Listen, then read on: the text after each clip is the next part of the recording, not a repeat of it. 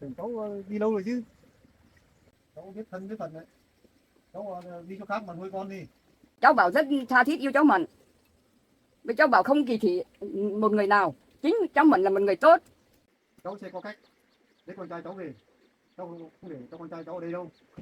Lần sau bố đừng lên làm phiền vợ chồng con đi nhá.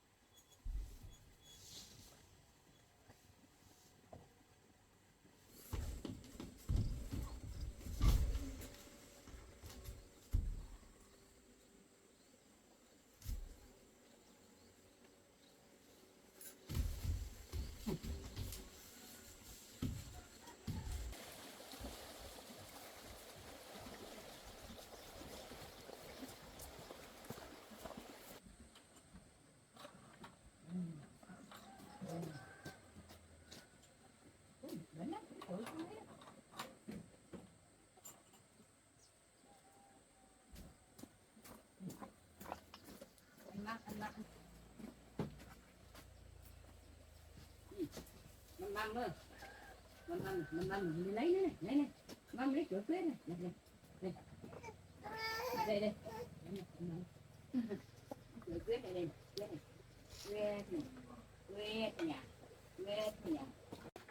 mâm đi, này, mâm,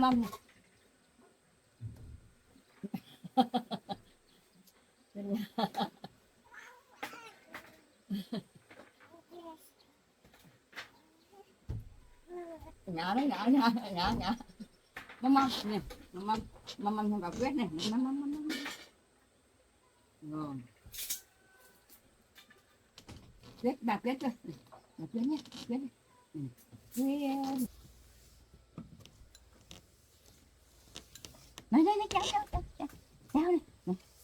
này,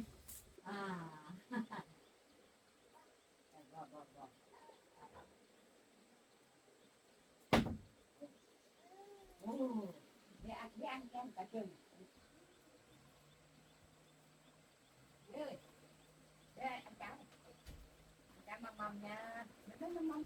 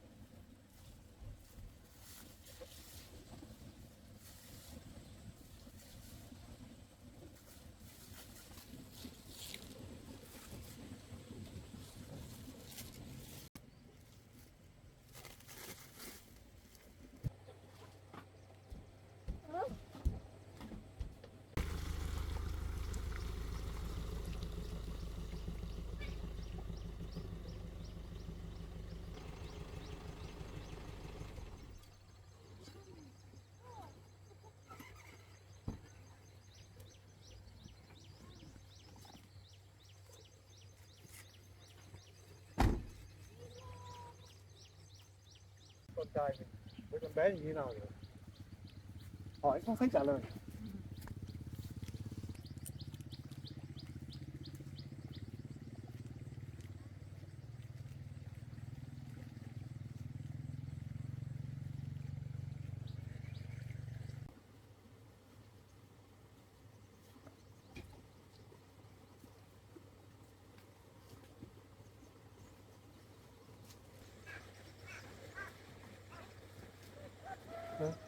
Để hai bà cháu này bỏ đi rồi chứ vẫn còn ở đây nữa à?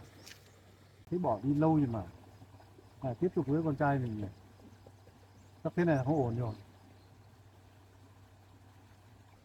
Mong mãi nó cũng bỏ đi, bây giờ là quay về đây rất là dở việc của mình.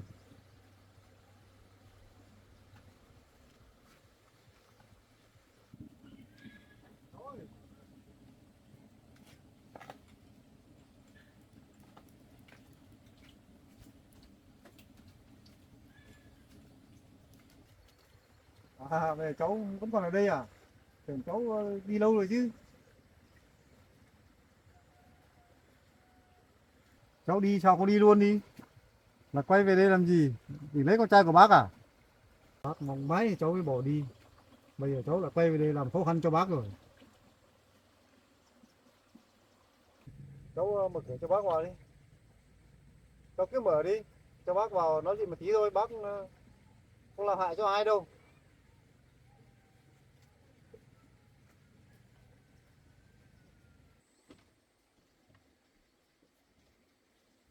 Cháu ơi, bố cháu bảo lại đến à?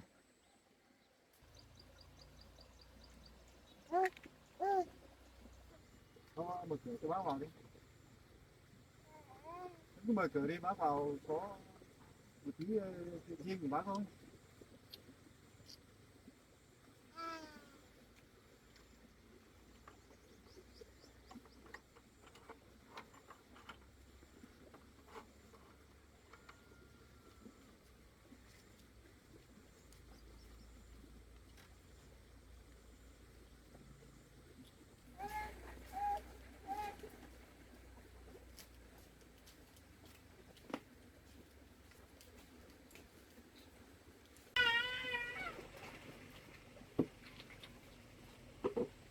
Cái nhà này cháu vừa mới làm lại à?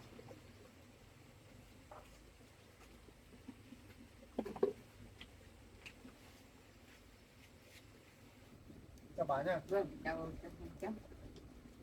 Bà ngồi đi. Vâng.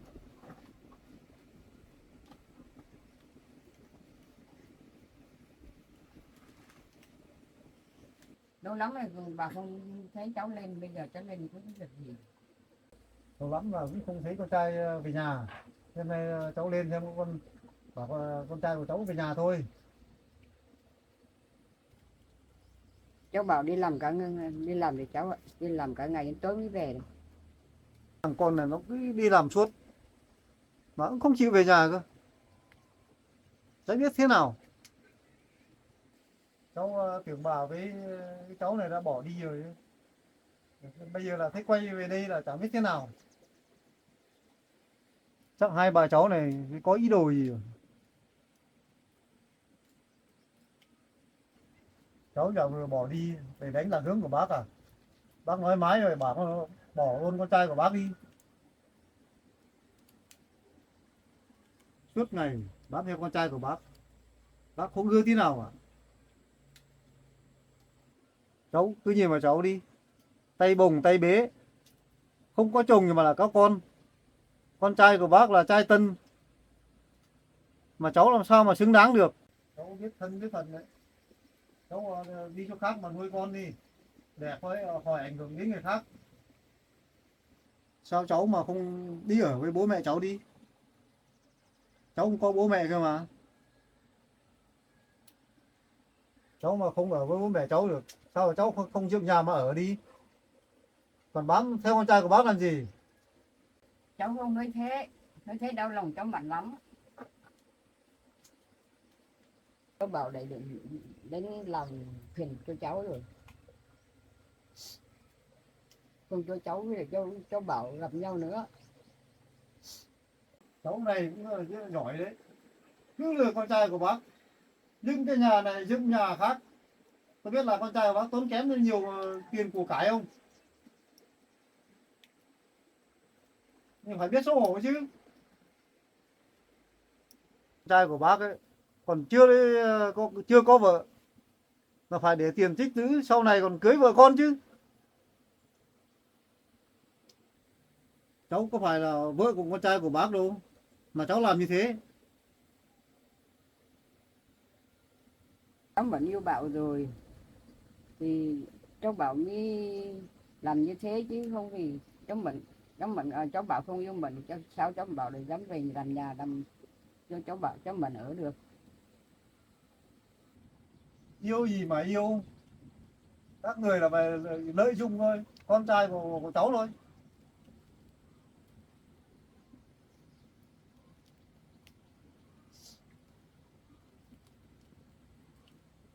Cháu đừng nói thế, bà già rồi, bà với cháu Mận là người sống lương thiện đây, không phải lợi dụng của sức lao động của ai đâu.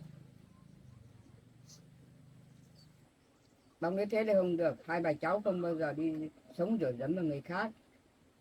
Còn chuyện của cháu Bảo dành cho cháu Mận ấy là không ai can thiệp được. Còn cháu bảo hai bà cháu nhà bà là một người sống lương thiện, là người nghèo khổ, không bao giờ đi lợi dụng của người này ăn người khác ăn. Cháu không đừng nói thế. Cháu nói thế là bà không đồng ý đâu. Vì cháu Bảo rất tha thiết yêu cháu Mận. Vì cháu Bảo không kỳ thị một người nào. Chính cháu Mận là một người tốt, một người biết làm ăn, biết cư xử trên dưới, biết thương yêu người già. Cháu nên cho cháu Bảo đến với cháu Mận đi. Cháu không nói nhiều nữa. Vì cháu làm bố mà cháu không hiểu gì à. Tại là con trai của cháu ngu mà mỗi người yêu đẹp nhưng mà là không yêu, là yêu những người như thế. Thế cháu chẳng nói thế là gì. Cháu ạ, bây giờ là tốt nhất cháu cứ để cho hai cháu đến với nhau đi, để xây dựng cuộc hôn nhân này đi. Cháu không can thiệp vào hai con nữa. Bây giờ hai con là lớn rồi, biết xây dựng gia đình rồi. Bây giờ cho các cháu xây dựng thành một gia đình hạnh phúc nhỏ, để các cháu còn tu chỉ làm ăn nữa. Bây giờ cháu cứ làm như thế này thì ảnh hưởng cả sức khỏe của cháu Bảo và cháu Mận. Sau này có cái chuyện gì cháu có chịu được không? Nếu mà xảy ra có chuyện gì đấy, không may cháu Bảo bỏ đi, hoặc cháu Mận nó không nghĩ đến tình đến cuộc sống của nó đi từ từ nữa thì cháu làm sao được. Cháu phải nghĩ sâu rộng một tí chứ, nghĩ đằng trước phải quay lại đằng sau, chứ cháu đừng nghĩ nông sâu ở nông cạn quá. Hôm nay bà tưởng là cháu về có cái chuyện gì chứ không lại là có chuyện thế này ạ. Cho nên bà bức xúc quá, bà phải nói thẳng cho cháu nghe, nói thật, nói hết lòng đấy. Bà không giấu giếm cái gì nữa. Cháu biết thừa, bà biết cháu mình là con người khổ rồi, người bất hạnh rồi, nhưng mà sao cháu lại nói như thế? Không phải thế đâu bà. Cháu chỉ có lên đây là bảo con trai cháu về thôi. Tại sao cháu lại bảo hai bà cháu bà đi lợi dụng cháu Bảo? Hai bà cháu đã bỏ đi rồi là quay lại. Thế chẳng lợi dụng con trai nhà cháu à? Chuyện này không bao giờ có. Cháu có biết không, hai bà cháu, bà với cháu mình bỏ đi, cháu Bảo có khổ bao nhiêu không? Cháu Bảo mất ăn mất ngủ, đi tìm cháu Mận tìm ngày tìm đêm. Cháu có biết không, cháu Bảo rất đau khổ đi tìm cháu Mận. Cháu phải biết, cháu Bảo bỏ cả công việc đi tìm cháu Mận. Cháu phải là bố, cháu phải biết chứ. Cháu cũng phải hiểu cho cháu chứ. Bây giờ bạn không nói nhiều, thôi bạn không nói nhiều nữa. Bà mong cháu thông cảm và hiểu cho hai cháu Bảo và cháu Mận. theo bà nghĩ cháu mình xứng đáng với cháu Bảo. Cháu mình không có cái gì là xấu xa cả. Cháu mình là một con người lương thiện, biết làm ăn, biết cư xử tốt với mọi người. Nhưng mà cháu mình chỉ không nói chuyện được thôi. Nhưng mà đây không có sao đâu. Cháu không thích. Cháu mình là làm con dâu của cháu. Thôi chuyện này cháu cũng không nói nhiều nữa. Cháu chỉ chờ con trai cháu về thì cháu mới hỏi. Nhưng mà cái cuộc hôn nhân này cháu không nhất trí đâu. Thôi bây giờ cháu về đây.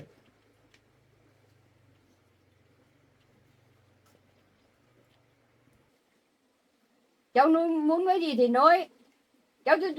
Cháu bảo không về đâu. Cháu bảo đã quyết định chồng cháu mình rồi. Cháu sẽ có cách lấy con trai cháu về. Cháu không để cho con trai cháu ở đây đâu.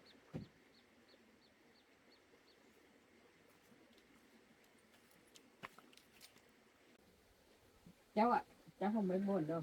Cháu phải mạnh mẽ lên. Cháu phải mạnh mẽ lên để bảo vệ tình yêu của hai cháu. Bây giờ cháu bảo là rất quyết tâm với cháu rồi. Chỉ cần hai cháu quyết tâm thì không ai phá vỡ hạnh phúc của hai cháu. Thôi cháu ạ, ngô chín rồi, cháu bán ngô đi để cho cháu cho bà trông cho.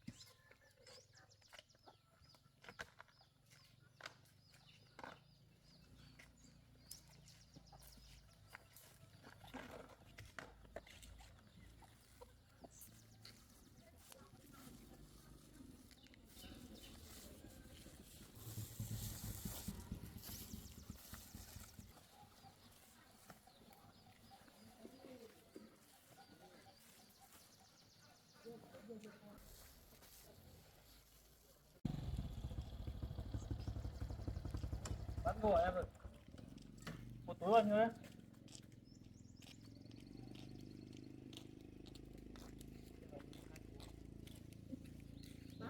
Em mua 2 túi.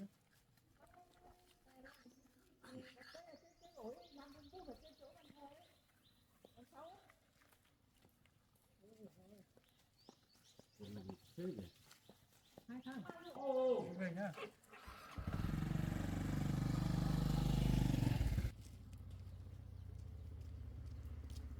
Bác ơi, anh cho cháu một túi.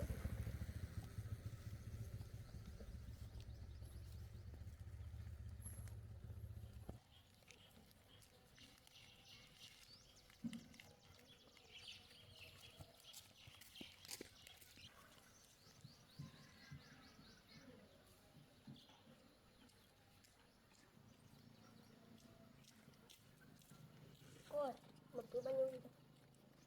Một túi mình cô cho cháu bác.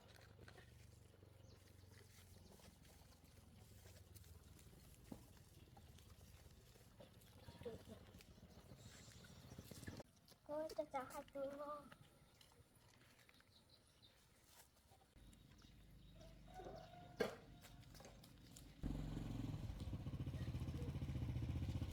Bán mua lấy bao nhiêu ấy? Bao nhiêu này? Bao nhiêu?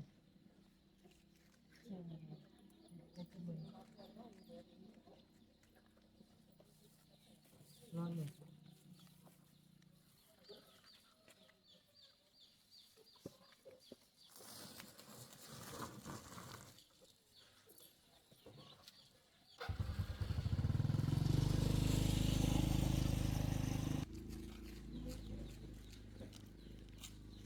Anh Ngô à? Em ơi, anh gì đấy?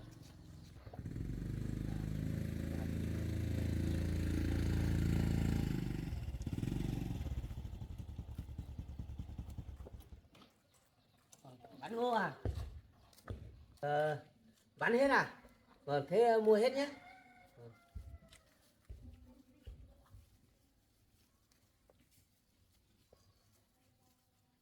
Ôi nhỉ, ngô này ngon đấy nhỉ.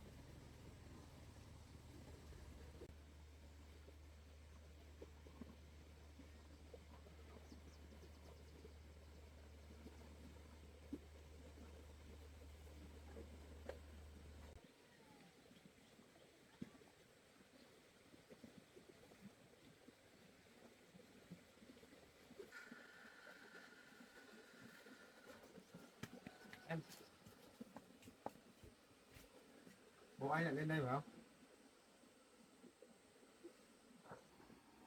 Bố anh có nói gì không? Có làm gì em không? Làm gì đó gì? Anh đang làm việc ở ngoài đấy, anh thấy điện thoại anh báo camera ở nhà thấy có người đến, anh xem cái anh biết ngay là bố anh đến rồi. Ngồi ở góc kia lại góc khuất ở trong nhà bếp, nhìn thấy. Không sao là tốt rồi. Đang làm việc không được bỏ gì này.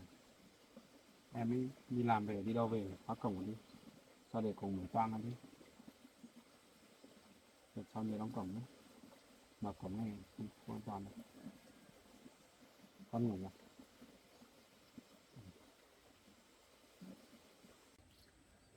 Em vừa đi bán ngô về đúng không? Hôm nay anh cũng nhắc em rồi.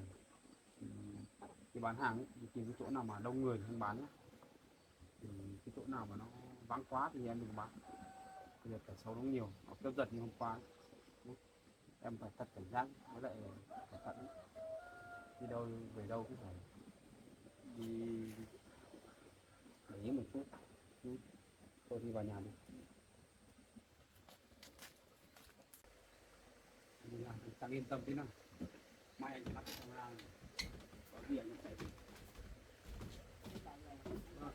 Vâng.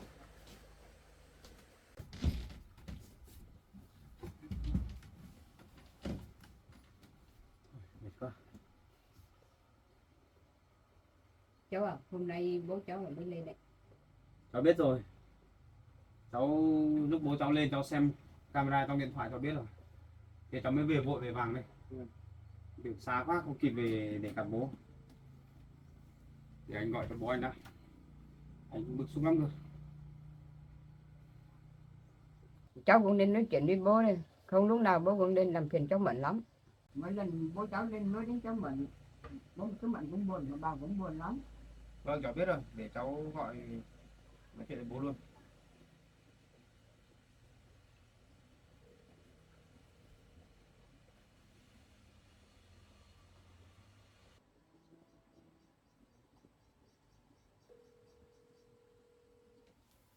Chẳng biết bố về đến nhà chưa?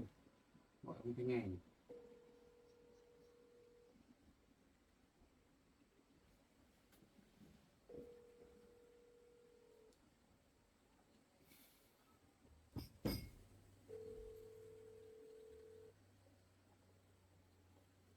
Sao không bắt máy nhỉ? Hay là lên đây nói nọ nói kia xong rồi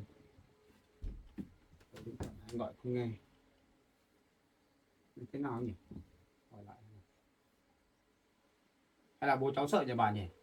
Lên đây rồi để cháu gọi không nghe. Sao không nghe máy nhỉ? Alo, cô nghe con? Bố ơi, Ơi, sao bố lần nào cũng lên làm phiền vợ chồng con thế? thì bố gọi điện cho con máy không thấy con nghe máy hôm nay là bố phải ngồi lên thôi. Con nói cho bố từ trước giờ rồi, nói suốt rồi, sao bố cứ phải lên làm phiền nhỉ? Ôi, con về đi, bố tìm được bạn máy và bạn gái mới rồi cho con rồi. Mệt mỏi với bố quá. Lần sau bố đừng lên làm phiền vợ chồng con đấy nhá. Con nó bảo con có cuộc sống riêng rồi, đừng làm phiền con nữa. Bố nói gì đi chứ? Sao con nói bố không nghe? Bố đã bảo con thoải mái rồi, con cứ bán cho con đấy làm gì, nó đã bỏ trốn đi rồi thôi chứ, con nào bắt em làm gì, nhiều thế. Bố làm sao mà hiểu được chuyện của con được, sao bố cứ phải làm khó con. Thôi nhá, lần sau con cấm bố đấy. Bố đừng có lên đây đấy nhá. Có việc thì lên gặp con, còn không thì thôi. Đừng làm phiền con nữa. Con mệt mỏi lắm rồi. Bố nói với con cảm thấy khó lắm, không như người khác đâu. Thì con ngay từ đầu con đã bảo bố rồi, con yêu Mận, con thích Mận. Bảo bố thì thông cảm cho Mận, xong là chấp nhận Mận đi. Để con còn đưa Mận về nhà. Bố thì cũng chịu, bây giờ thì sao mà con về được, con không về đâu. Con ngu lắm, nó đã trốn đi lâu lắm rồi, mình còn không đi tìm nữa. Thôi chuyện đấy con không nói đâu. Bố đừng có hỏi nhiều nữa.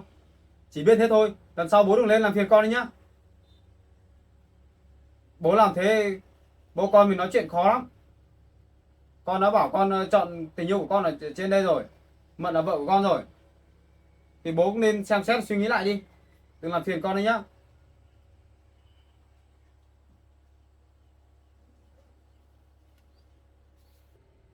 Thật sự là anh không muốn nói chuyện nói to tiếng với bố đâu. Nhưng mà tại bố thôi. Tại bố làm thế thì anh mới làm vậy đấy. Chưa bao giờ anh lớn tiếng với bố như thế đấy. Thật luôn, từ trước tới giờ. Từ cái chuyện là cái lúc anh quen em ấy, bố anh cứ làm khó anh, xong là cứ gây áp lực cho anh. Lúc chưa có bạn gái thì cứ bảo là giục anh đi tìm. Mẹ cũng thế.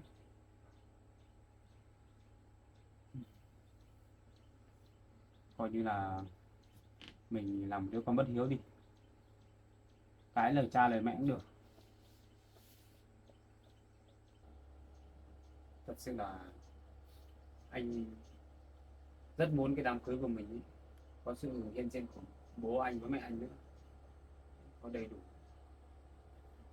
chứ không phải là cái này cái kia đâu. Nhưng mà bố anh lại không chấp nhận em. Anh chuẩn bị tổ chức đám cưới với em ở đấy. Làm việc gì để thuyết phục được bố anh này. Lúc ngày trọng đại nhất của anh với em phải có mặt bố với anh cơ thì mới được. Nếu không thì không dễ lắm, nhọc lắm. Thôi, em không phải buồn về chuyện đấy đâu. Anh nói chuyện với bố rõ ràng hết rồi. Bây giờ chắc bố anh không dám lên đâu. Nếu bố anh lên thì anh cũng không về và anh không nghe lời bố đâu. Bây giờ còn bảo là đi tìm được bạn gái mới cho anh nữa thì anh chỉ sợ mấy nữa bố anh lại đưa một cô gái nào đấy lên đây để gây khó dễ cho em.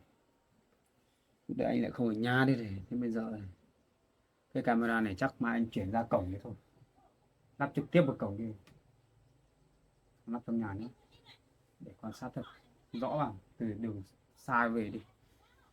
Muốn làm một đứa con có hiếu cũng khó, anh chịu bố anh rồi, không biết thế nào nữa. Thôi, anh cũng về rồi thì thôi anh về đi ăn cơm ăn. Vì là bây giờ cũng còn sớm thì không làm đâu. Bà ngồi trên nhà trông em bé ngủ nhé.